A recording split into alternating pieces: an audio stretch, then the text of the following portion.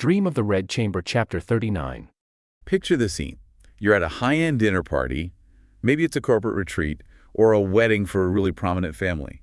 The wine is vintage, the seafood is fresh, in this case, it's steaming hot crabs, and everyone seems to be laughing. It looks perfect. It looks perfect, like you could just let your hair down and relax. But then you take a closer look. And you notice the eyes. While the mouths are smiling, the eyes are scanning the room. Exactly. You realize that every single joke being told is actually a status update. Every seating arrangement is a calculated power play. And the person quietly refilling the wine glasses, they might be the one running the entire show. It's the classic party that isn't really a party. In these high-stakes environments, whether it's a modern boardroom or a feudal dynasty, social gatherings are rarely just about fun. Right. They're performance reviews, they're corporate strategy meetings, just with, much better catering. And I know what you're probably thinking. Classic Chinese literature. Is this really going to be relevant? And the answer is a huge yes.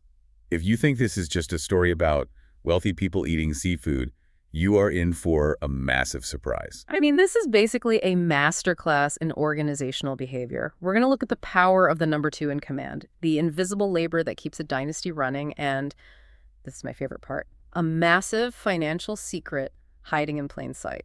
It's like an episode of Succession, but with more poetry and much stricter etiquette. So, let's set the stage. We're at a crab feast. And the key players are the women of the Jia household. You've got Li Wan, the eldest widow, who's kind of this neutral aunt figure. You've got the cousins Bao Chai and Jianyan, and then right in the middle of it all, you have Pinger. And Pinger is the crucial piece of this whole puzzle. On paper, she is just a maid. She's the personal assistant to the household manager, Wang Shifeng. But the way she interacts with them tells a totally different story about her actual authority. Because the atmosphere is so jovial, so light, they are literally begging her to sit down and eat with them. Which, in a strict feudal hierarchy, just doesn't happen. That's rule number one. Servants do not eat with the masters. But here, they're all insisting. It shows her status. She has, transcended her job title. She's crossed that invisible line from staff to stakeholder. And this whole interaction leads us to the first big idea of the chapter. We're calling it the master key theory. I love this. Let's unpack it. It starts with a bit of physical comedy. Yeah. Li Wan is trying to get Pinger to drink a cup of wine. And Pinger is resisting, being polite, oh no, I couldn't. So Li Wan physically drags her down to sit on the kang. And in that little tussle, she touches something hard at Pinger's waist. It's a set of keys. A set of keys at a party. And Li Wan immediately jumps on this. She jokes, what are these for? Are you afraid someone's going to steal your candy? But then she pivots. She stops joking. Yeah, and she moves into this brilliant metaphor. She calls Pinger the master key, or Zhang Yaoshi, for her boss, Wang Shifeng. It's such a sharp observation, but it's disguised as just party banter. Li Wan is basically defining the role of a modern chief of staff. And she uses these amazing cultural analogies to explain why a powerful leader fails without a capable number two. Right. She brings up Journey to the West. She says even the monk Tang Seng needed the white horse to carry him. She also mentions Lu Ziyuan, an emperor, who needed the melon spirit to bring him his armor. I have to say, comparing a top assistant to a melon spirit is a pretty memorable compliment. It's funny, but look at the point she's making. Tang Seng is the visionary. Lu Ziyuan is the emperor. But without the white horse, the monk goes nowhere. Without the melon spirit, the emperor is defenseless. So Li Wan is saying that Wang Shifeng, who's this powerhouse, this feared executive, she literally can't function without Pinger. Exactly. It's a recognition of the chaos at the executive level. Wang Shifeng, or Feng Yao Tu as they call her, she's a whirlwind. She's aggressive, she's putting out fires, she's making deals, but that kind of energy is just destructive without a channel. And Pinger is the channel. She's the stabilizer. She holds the literal and metaphorical keys. Li Wan is pointing out that real leadership needs a master key to unlock the doors, that the leader is maybe too busy or even too volatile to open themselves. It's strategy versus execution. Wang Shifeng is pure strategy and force. Pinger is all execution and logistics. Precisely. And this assessment gets validated immediately by everyone else. Zhu Baochai chimes in. And that's a big deal, right? Bao Chai is the voice of reason in the book. She doesn't just hand out empty compliments. Not at all. She says that is the truth. She says that even when they gossip, they have to admit that these headmaids are 1 in 100. So she's confirming that in this huge, sprawling organization, the real talent isn't always at the top of the org chart. It's in that operational layer, just below the top. And that brings us to, I think, the real backbone of this deep dive. Lawan doesn't just stop at Pinger. She uses this crab feast to break down the entire power structure of the family through its headmates. Yeah, she basically identifies 3 distinct archetypes of the executive assistant. This is where the organizational behavior analysis gets really rich. A triad of support that keeps the family from just collapsing. First, you have the gatekeeper, that's Yuanyang. The personal maid to the matriarch, Grandma Gia. The CEO and chairman of the board. Correct. And Li Wan asks this rhetorical question: if Grandma Gia's room didn't have Yuanyang, how would it work? She says from Lady Wang on down, nobody dares to contradict the matriarch. Nobody can speak frankly to her. Except Yuanyang. Wow. That is an incredibly powerful position. If you're the only person who can tell the CEO the truth, you control their reality. You filter everything. You do. And Li Wan highlights her integrity. She says Yuanyang manages all the matriarch's belongings, her inventory, her gold and silver. And if it weren't for her, people would have scammed Grandma Gia out of everything. So she prevents fraud, she secures the assets. But the key trait isn't just competence, it's her fairness. Right. But Li Wan says she doesn't rely on power to bully people. Because she could. She has the CEO's ear. She could destroy anyone. But she doesn't. She's a benevolent gatekeeper, which is a great contrast with the second archetype Li Wan describes. The shadow manager. This is Caixia, the maid to Lady Wang. Okay, so Lady Wang's management style, they call her Buddha-like, which sounds nice, but in a corporate context, what does that really mean? It's basically code for completely checked out. She's detached, forgetful, unconcerned with details. She's the executive who sits in the corner office and just nods benevolently. But I has no idea what's actually happening. Zero. And that's where Caixia has to step in. The text says Caixia is outwardly honest, but inwardly sharp. The phrase is Zinli Yushu. It means she knows the score. She's Lady Wang's external memory drive. Totally. Every time Lady Wang forgets something, a task, an obligation, Caixia is there to handle it. But, and this is key, she lets Lady Wang take all the credit. She makes the Buddha look competent. Without her, the Buddha is just a statue. Exactly. It's the classic shadow manager. The whole institution relies on her to maintain the illusion of the leader's competence. Okay, so then we have the third archetype, the stabilizer. This is Jiren, the maid to the main character, Bao Yu. And this one is interesting because it's all about managing a difficult personality.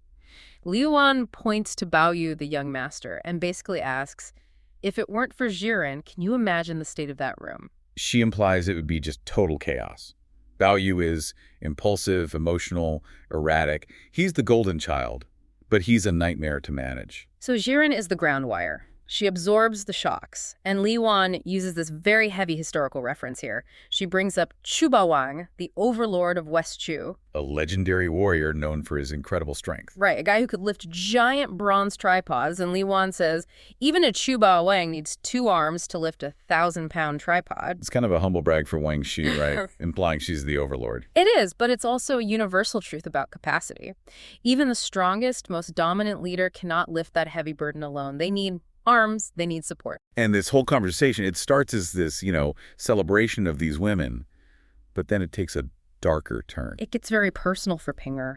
She reveals a bit of her own history, and the tone just shifts completely. It reminds us that these aren't just employees who can quit, they are basically property. And Pinger mentions that when she first came to the household with Wang Shifeng, she wasn't alone. She came with 4 other maids. And the stat she drops is just brutal. She says, dead or gone. She's the only one left. She calls herself a lone ghost. That phrase, lone ghost, it just pierces right through the party atmosphere. I mean, that's an 80% casualty rate for the support staff of a high-pressure executive. To be the master key, you have to be a survivor. And this triggers a realization in Li Wan. We see the hostess, the widow, suddenly become really vulnerable. She looks at Pinger, sees how capable she is, and then she just looks at her own empty life. It's a moment of deep regret. She explains that when her husband died, she dismissed her own maids. She said she felt they looked uncomfortable seeing her grief, and she thought she was doing the proper thing. Performing the role of the grieving widow. Perfectly. But the consequence is that now she's totally isolated. She says, if I had kept even one, I'd have an arm to lean on. It's a stark contrast.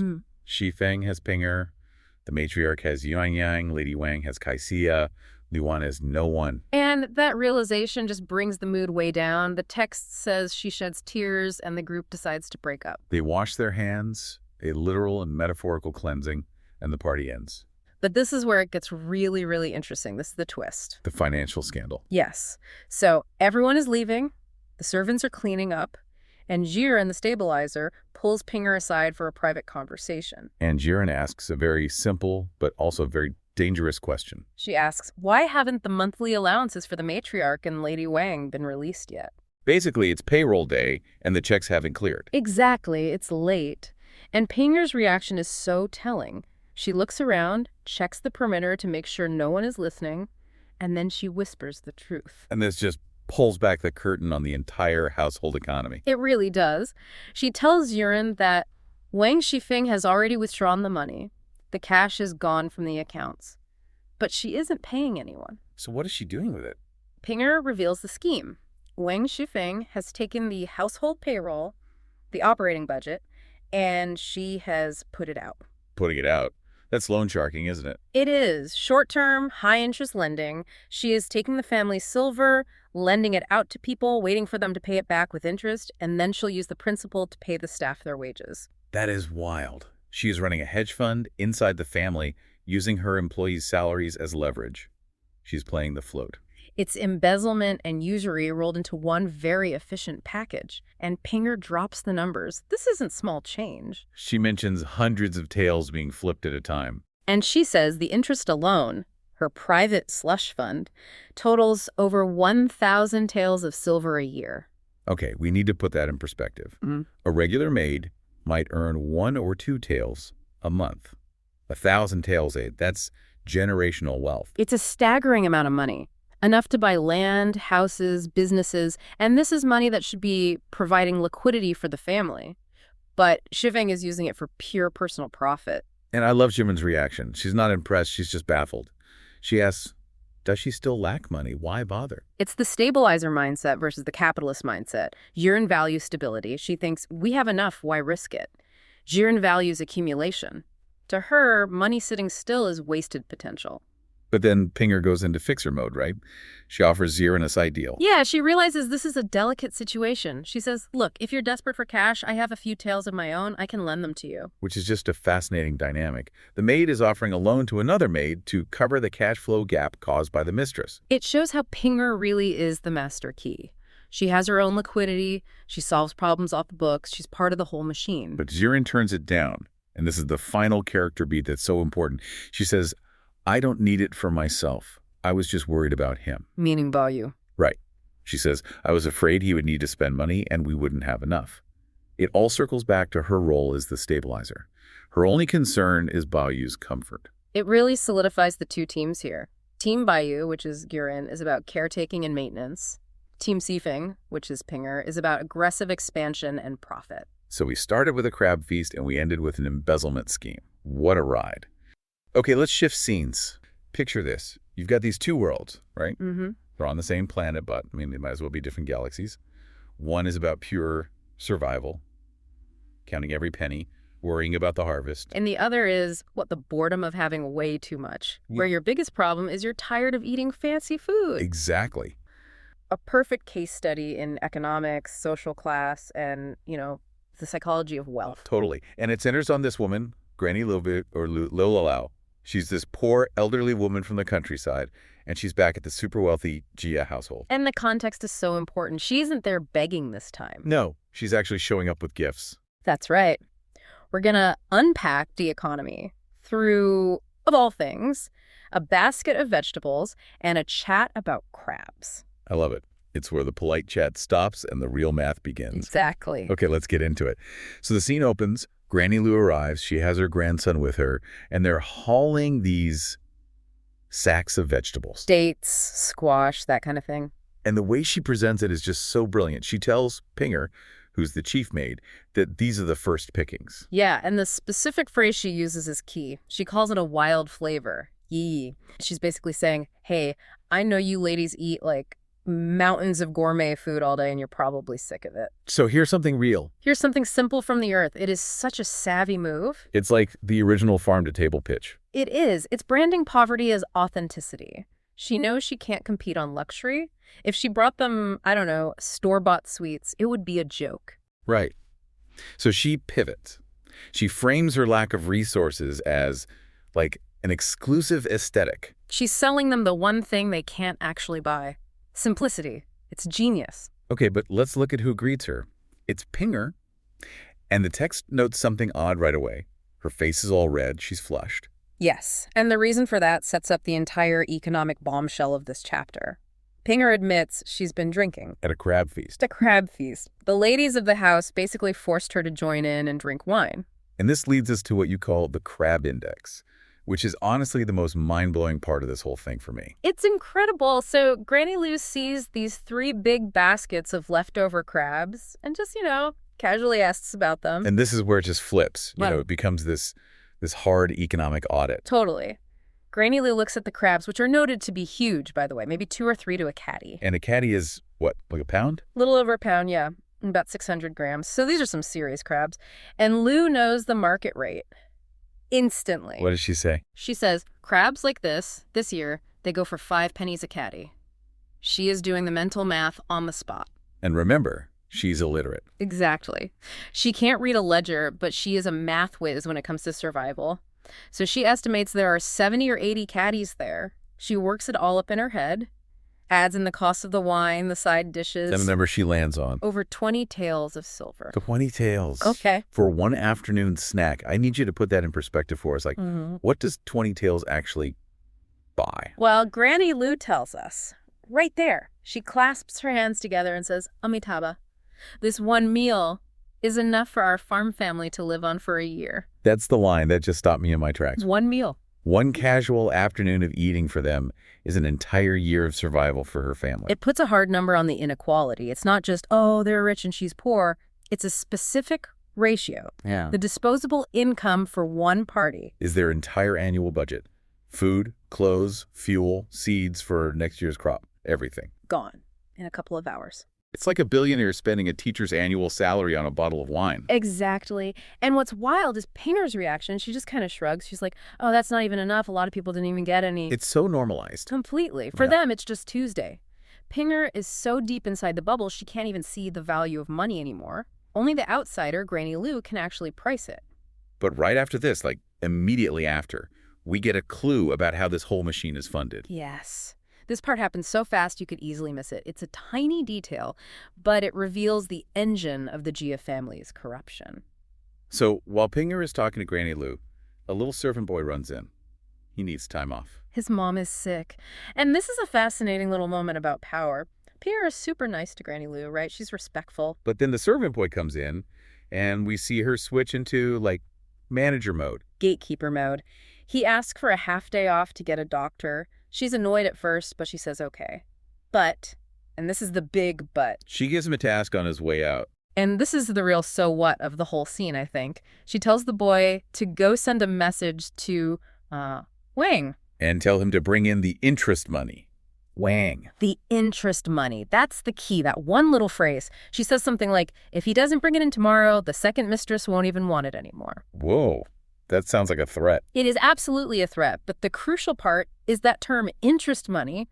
It confirms that Wang Shifeng, the second mistress, is running a side hustle. She's a loan shark. Basically, yeah. She's lending money out at probably insane rates and collecting the interest for her own private stash. So she's taking money from the household budget, lending it out, making a profit, and then putting the original amount back. It's embezzlement and usury all rolled into one. And that interest she's skimming off the top, that's her slush fund. So if we connect the dots, that 20-tail crab feast, it's not just from old money. It's partly funded by squeezing people with these loans. That's it exactly. The luxury is built on financial exploitation. You have Granny Lou marveling at the cost of the crabs on one side. And the ruthless collection of interest that pays for them on the other. It just adds this layer of darkness to the whole glamorous picture. And Pinger is the enforcer. That's what's so fascinating. She's kind to the guest, Granny Lou, but she's all business when it comes to the money. Okay, so Granny Lou, who sees none of this, tries to leave. She's worried about the city gates closing. Which was a real thing. They locked the gate at night. If you were stuck, you were stuck. But she gets stopped. Wang Shifeng sends word, don't go. Why? Because The Lady Dowager Jiamu, the matriarch of the whole clan, heard there was an old country woman visiting, and she wants to meet her. And the reason she wants to meet her is just Boredom. Pure, unadulterated boredom. She literally says she wants to meet an elderly person of experience. It's a whim. She wants a novelty. So Granny Lou gets escorted into the inner sanctum, and the description is just dazzling. The room is encircled by pearls and emeralds. Everyone is flower bedecked, and then in walks Granny Lou in her rough country clothes. The contrast is so stark. But the first thing they talk about isn't money, it's age. Right. The Lady Dowager asks how old she is. Granny Lou says 75. And the Dowager is genuinely shocked. Because she's actually younger than Granny Lou. But she can barely walk, and she looks at Lou and sees someone who is so tough, so healthy. And the Dowager basically says, if I live that long, I won't even be able to move. She's almost envious of her health. Totally. She sees her physical resilience. But Granny Lou's response is just, it's a masterclass in social intelligence. Oh, I loved this line. She says, we are born to suffer. If we were like you, growing up in luxury, then who would do the farming? It's brilliant. Let's break that down. Okay, so on the surface, it sounds like she's just being humble, putting herself down. Right, very subservient. But it does two things. First, it completely validates the social hierarchy. You're meant to enjoy life. I'm meant to suffer. That flatters the Dowager. It removes any guilt. It makes the inequality feel natural. I suffer so you don't have to. But at the same time, she subtly asserts her own value. Who would do the farming? It's a quiet reminder that the Dowager's entire world, all her luxury, depends on people like Lou doing the hard work. It's submissive and proud all at once. And the Dowager's reaction is so telling. She calls herself a useless old waste. Lao Fei Wu. A useless old waste. Despite all her pearls, she feels physically useless compared to this sturdy farm woman. It suggests that deep down, she knows she has no real survival skills. If it all disappeared tomorrow, Granny Lou would be fine. The Dowager would not. It's the paradox of luxury. The more comfort you have, the less capable you become. And then it comes right back to the food. The Dowager gets so excited about the vegetables Granny Lou brought. She says the squash from the market just doesn't taste the same. It's that wild flavor again. The Dowager is on a hedonic treadmill. She has the best chefs, the best food money can buy, but she's bored of it all. She craves what she can't get easily. Simplicity. Authenticity. The squash that tastes like dirt and sunshine. It's that classic grass is always greener thing. The poor dream of the rich person's meat and fish. And the rich dream of the poor person's homegrown vegetables. And it's not just food, it's entertainment too. The Dowager insists Lou stay for a few days. Why? To tell stories from the countryside. She wants novelty. Her life is fancy, but repetitive. Right. She basically says, I'm old and useless, I just eat and sleep. Granny Lou is a window into a world that feels more real to her. But there's a transactional feel to this hospitality, isn't there? Wang Zhifeng jokes about it. She calls Lou a female jester. Yeah, the term is Nuchen, a female clown. Oh. Wang Zhifeng sees exactly what's happening. They're giving Lou food and a place to stay. But in exchange, she has to perform. She's the rustic amusement for the bored aristocrats. It feels a little uncomfortable though, right? It's like sing for your supper, but literally. Is she being exploited? Right. Or is she the one playing them? That's the question, isn't it? I think if you look closely, Lou is never tricked. She gets it. She hears the jokes. She chooses to play the part of the fool. Because she knows the payout. Precisely. She knows if she plays the clumsy bumpkin, the Dowager will laugh. If the Dowager laughs, she's happy. And a happy Dowager means silver, clothes, food for her family. So she's not a victim. She's managing the situation. She's analyzing the room just as sharply as she analyzed the price of those crabs. It's a kind of social arbitrage. She's taking her low status, the one thing that makes her different, and converting it into high value. That's a great way to put it. Imagine if you were the ultimate culture clash. Mm-hmm. On one side, you have the Jia family. I mean, these are aristocrats living in this hermetically sealed bubble of absolute luxury. Right. We're talking servants for their servants, poetry clubs, silk everywhere, and food so refined you probably need a dictionary just to eat it. It is the definition of the 1%. Actually, probably the 0.01% of China. Exactly. And then crashing into this delicate ecosystem, you have Granny Lou. Right. She is a poor elderly villager who has seen the gritty, the dirt under the fingernails reality of life. She's there to ask for money, basically. But for a brief moment, these two worlds don't just meet, they They spark off each other in a way that is honestly a masterclass in storytelling, improvisation, and just, well, pure chaos. It really is. It's one of the most fascinating social interactions in all of literature. Now, for anyone who knows the book, you know it's massive. It's dense. But we are ignoring the sprawling political intrigues, the hundreds of characters. We're zooming in. Right, on this one specific sequence of events. We're looking at how a simple story, told by a village woman to entertain her wealthy hosts, spirals into a comedy of errors involving a stable fire, a fake shrine, and something called a plague god. It sounds like a farce, doesn't it? But it is actually a perfect microcosm of the entire novel's themes. Our mission today is to unpack the character dynamics that get revealed through these tall tales. Yeah. We're going to see how Granny Lou uses storytelling as a sophisticated survival mechanism, how the matriarch Gia mother reacts to superstition, and how the protagonist, Bao Yu, completely blurs the line between fiction and reality. It's so funny because on the surface, it's just an old lady telling jokes. Yeah. When you look closer, the psychology is wild. So let's set the scene. Sure. We catch up with Granny Lou right after she's been given, like, the VIP treatment. Right. The maid Yuan Yang has bathed her, dressed her in fresh clothes. She's sitting there on Gia Mother's couch, looking almost like part of the furniture. But mentally, she's miles away. That's the crucial context. She is clean, she is fed, but she is keenly aware of her position. She is an outsider. Very much so. She's staring at these wealthy, sheltered children, Bao Yu and his sisters, and she realizes something really important.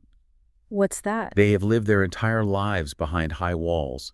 They have never heard village talk. They don't know what a farm looks like. They probably think rice just grows in bowls. Exactly. And this is where Granny Lou shows her genius. A lesser person might try to hide their poverty or, act sophisticated. But not her. No.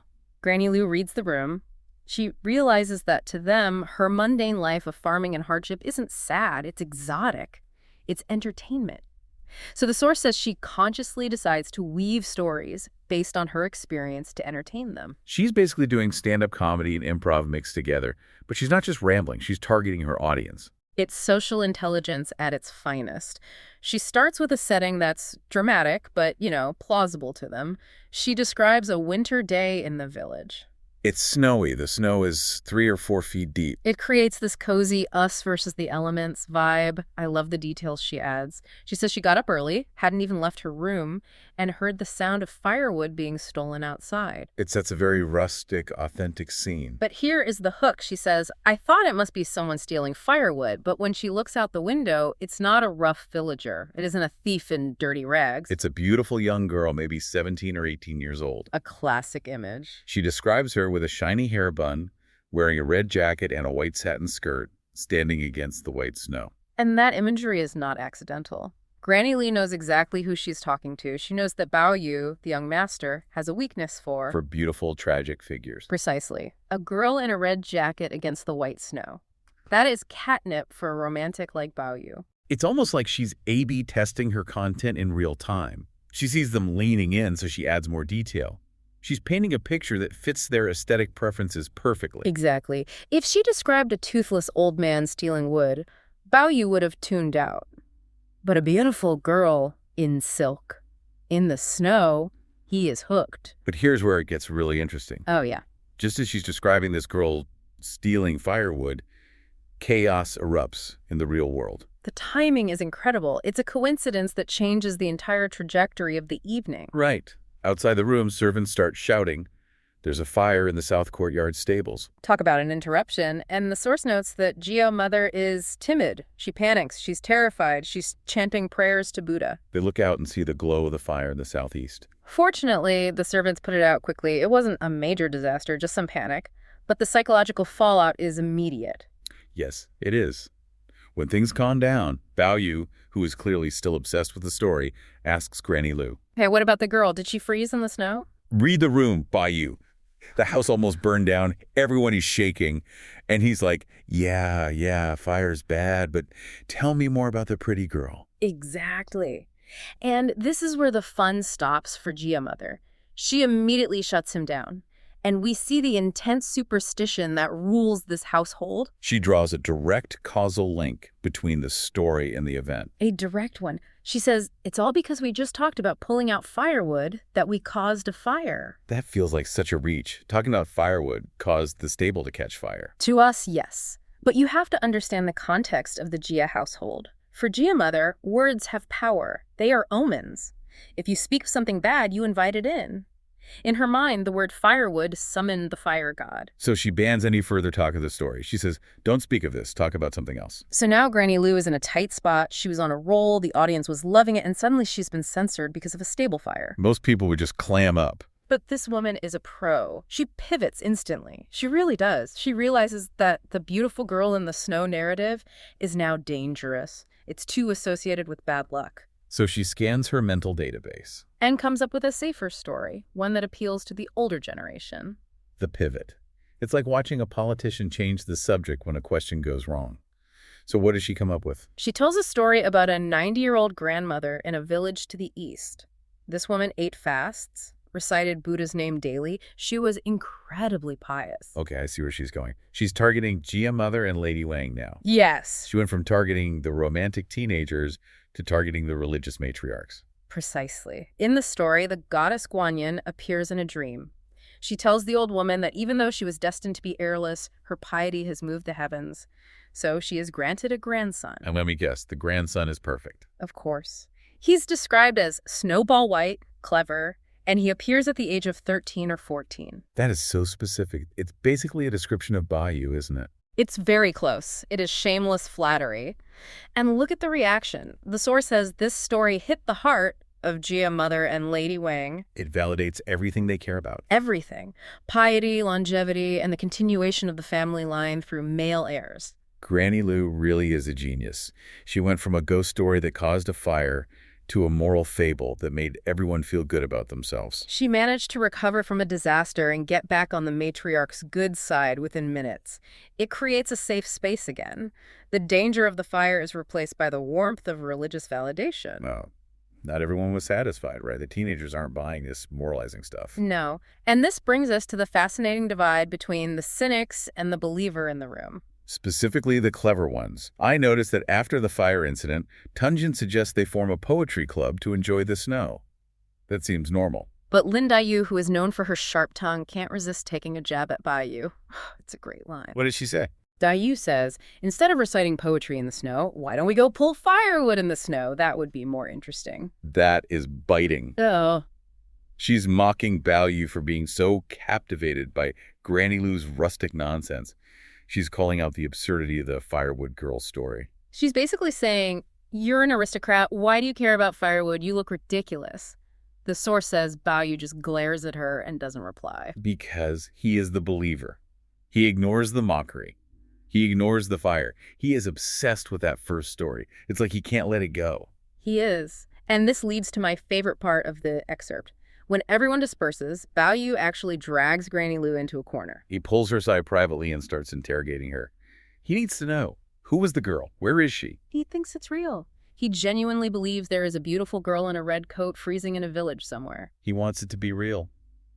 And poor Granny Lou, she's stuck. She made it up on the spot. But now the young master is demanding details, so what does she do? She doubles down. She invents a backstory to cover her tracks. This is improv-level expert. She improvises a location, a small shrine on a field ridge north of the village. She invents a name, Mingyu. She says Mingyu was a young lady who died at 17. 17. Again, hitting that tragic, romantic, sweet spot for Baoyu. It plays right into his savior complex. He loves a dead, beautiful girl narrative. Right. She says Mingyu's parents built a shrine and a statue for her. But over the years, the shrine fell into ruin and the statue became a spirit. Wait, Baoyu corrects her here, right? This is a key moment for his character. He does. He says, not a spirit. He insists that a person like that wouldn't become a monster, but just a lingering presence. He's romanticizing it even as she's making it up. He is literally editing the lie to make it sound better to him. That is incredible. He's co-writing the fiction that is being used to trick him, and Granny Lou just rolls with it. She's like, oh, right. We villagers call it a spirit, but sure. She even adds a dramatic conflict to raise the stakes. She does. She tells him that the villagers are planning to smash the statue and flatten the temple because it's haunting the area. Oh, that triggers Bayou. He's the savior. He immediately says, no, you can't do that. And here is the scam, well, accidental scam in action. Bayou proposes a plan. He says he will give Granny Lou money.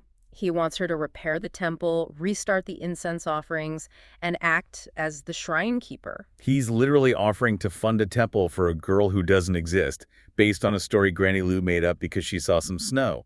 It is absurd. And Granny Lou's reaction is perfect. She says, if that's the case, thanks to the young lady's blessing, I'll have some money to spend. She is happy to play along if it means cash in hand. She's pragmatic. Bayou is idealistic. It's the difference between needing to eat and needing to dream. So Bayou goes back to his room, probably feeling like a hero. He's planning all night. This is serious business for him. He's deeply invested. The next morning, he takes action. He doesn't just forget about it. He gives his servant, Mingyan, several hundred coins. And he gives him the directions Granny Lou invented, north of the village, Field Ridge, small shrine. And then he waits. The source describes him as an ant on a hot pan. He is anxious. He's waiting for news of this beautiful, tragic spirit. This is the setup for the final punchline. And honestly, it is one of the funniest punchlines in the book. Okay, lay it on me. Bayou waits all day. Finally, at sunset, Mingyan comes back. And Mingyan looks happy, right? He comes back excitedly. He does. But listen to what he found. He tells Bayou, you gave me the wrong directions. I searched all day. I finally found a dilapidated temple, but it was in the northeast, not the north. Close enough for Bayou. He's thrilled. He says, Granny Lou is old. She probably remembered it wrong. Bayou is doing mental gymnastics to keep the fantasy alive. He asks Mingyan what he saw. Mingyan says he went into the temple, saw a clay figure, and it looked so real it scared him. Bayou is beaming. He's thinking, yes, the beautiful Mingyu. But then Mingyan drops the hammer. He says there wasn't any girl. It was a blue-faced, red-haired plague god. A plague god. From a beautiful girl in a white satin skirt to a blue-faced monster. That is quite the downgrade. It's the ultimate reality check. The red jacket became red hair. The white face became a blue face. It's a grotesque parody of what Bayou wanted. It's like ordering a luxury product online and receiving a bag of rocks. Bayou must have been devastated. He's disgusted. He immediately turns on Mingyan. He spits and calls him a useless wretch. He blames the servant for not finding the right fantasy. But Mingyan snaps back, doesn't he? This servant isn't taking the blame. This is a crucial moment of class commentary. Mingyan says, you read too many books and listen to nonsense and you take it for truth. Then you send me on a headless errand to bang my head against a wall. How am I the useless one? Wow, you read too many books. That cuts deep. It's the servant telling the master, you are living in a dream world. It does. It exposes Bayou's flaw. He projects his literary fantasies onto the real world.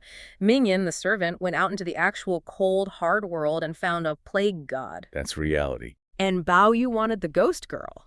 That's romanticism. It really highlights the privilege gap. Bayou can afford to believe in ghost girls.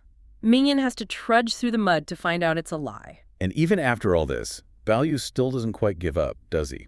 He calms Mingyan down. He refuses to let go of the illusion completely. He says, okay, don't be angry. Maybe the spirit is hiding from us. He's still trying to rationalize it.